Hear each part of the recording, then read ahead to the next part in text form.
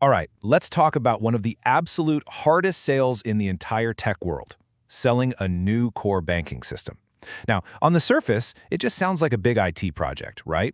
But what's really fascinating is how it peels back the curtain on how these huge, complex organizations actually operate, or, don't. So let's really get into this because it's a genuine billion-dollar paradox. I mean, think about it. You've got a product that promises to save a bank millions, make them way more secure, and keep them out of trouble with regulators. You'd think that would be the easiest sale in history, right? But it's not. It's one of the toughest. So what is going on here? Why is that? Well, the first clue to solving this mystery isn't in the software or the hardware. Nope, it's all about the people. It really comes down to the fundamental mindsets of the decision makers. Who are these people, and what actually makes them tick? And what you find is this really stark divide in how they think. See, you've got two types of people at the top. On one hand, you have the steward. You can think of them as the babysitter.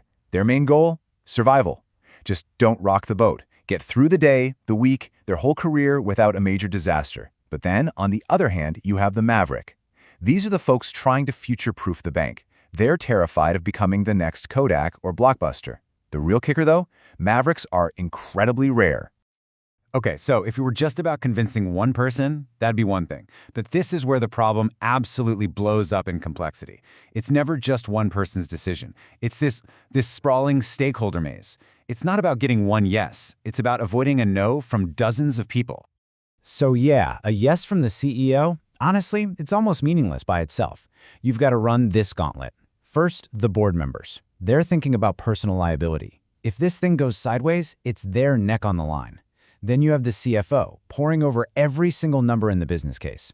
The risk and compliance teams, to them, change is just another word for danger. And here's the crazy part. Even the IT and operations staff, the people who actually have to use the clunky old system, they often fight it the hardest because they're scared of losing their jobs or being exposed. And just when you think you've finally navigated all the internal politics, surprise, you've only finished level 1. Now you've got to deal with the external stakeholders. We're talking regulators, auditors, high-priced consultants, and every single one of them has their own agenda, their own checklist, and their own power to derail the whole thing. And that regulatory part is a beast all on its own. Look at this. You've got prudential authorities, conduct regulators, privacy watchdogs, fiscal authorities. The list goes on. And here's the key thing to understand. Not a single one of them is ever going to give you a big thumbs up and say, yeah, go for it. The absolute best you can ever hope for is that they don't object. That's it. And that creates this deep-seated culture of extreme caution that just seeps into everything. Okay, but let's imagine for a second you've done the impossible. You've got the perfect business case. You've somehow satisfied every single regulator. You'd think you're home free, right? Wrong. Now you hit the final boss, and this one is the toughest of all. Raw human emotion, politics, fear, the stuff that isn't logical at all. And this is really the heart of it, isn't it? Logic just gets crushed by emotion. This quote right here says everything you need to know.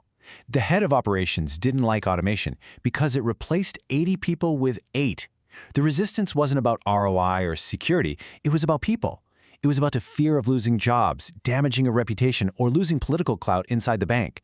And no spreadsheet in the world can argue with that kind of fear. So when you take a step back and look at the whole picture, it becomes crystal clear. Selling one of these systems isn't a sale at all. It's a campaign. It's a long, exhausting game of chess, and you have to see the entire board, anticipate every move, and get every single piece, from the pawn to the queen, perfectly aligned. So how does a deal actually get done? Well, you have to clear all of these hurdles. You have to navigate the internal politics and all the personal motivations. You've got to get that non-objection from every single regulator. You have to calm the board's fears about liability. And maybe most importantly, you have to win that emotional battle with the staff and executives. If you fail at any single one of these, the whole thing just collapses. But here is the great, massive irony in all of this. All of that caution, all that risk aversion that's meant to protect the bank, it's actually creating the biggest risk of all. Clinging to those old, patched-together, creaking systems is probably the single most dangerous thing they can do for their own long-term survival. And that really leaves us with one final big question, doesn't it? Real meaningful change, it never happens by committee. It only happens when a true leader, one of those rare mavericks, steps up and decides that the fear of changing is finally less than the fear of being left behind. So the question is, will these banks find their mavericks before they become just another blockbuster?